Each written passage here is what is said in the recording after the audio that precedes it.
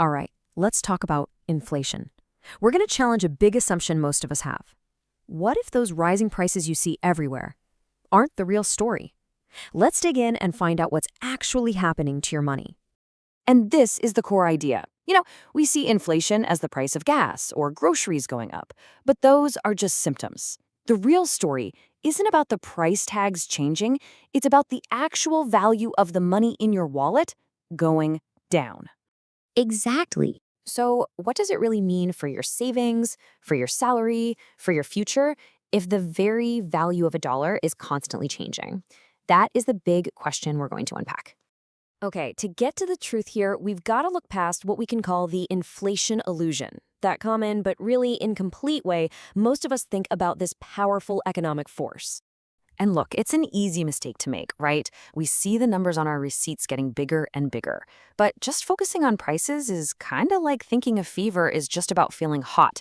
You're ignoring the underlying cause. Rising prices aren't the problem, they're the result. And this leads us to the real story, which is all about your shrinking buying power. The key concept we need to get our heads around is something called purchasing power. This is it. This is the key. Purchasing power is the true measure of your money's strength. A dollar is only worth what you can buy with it. So if last year a dollar got you a cup of coffee, but this year it only gets you half a cup, you've lost half your purchasing power, even though you still have that $1. Which brings us to a super important distinction. You have your nominal income. That's the number you see on your pay stub. That can go up, which feels great. But if prices are rising even faster, your real income, what those dollars actually get you at the store, is actually going down.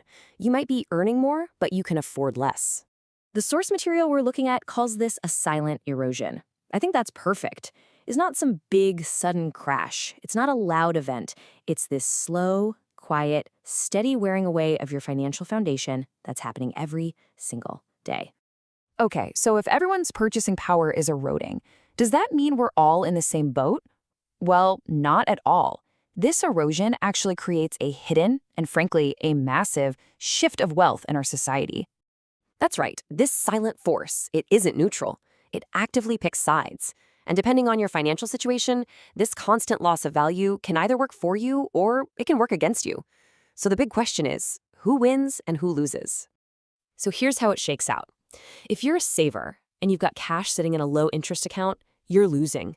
Every year, that money buys a little bit less. But if you're a debtor with a fixed-rate loan, like a mortgage, you actually benefit. Why?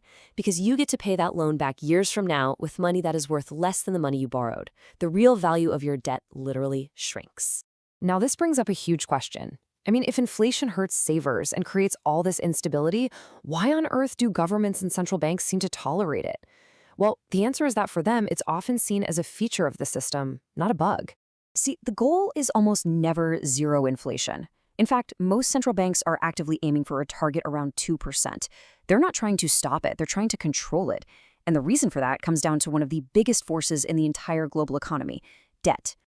To get why, you just have to look at the scale of something like national debt. For a major economy like the US, we're not talking millions or billions. We're talking tens of trillions of dollars.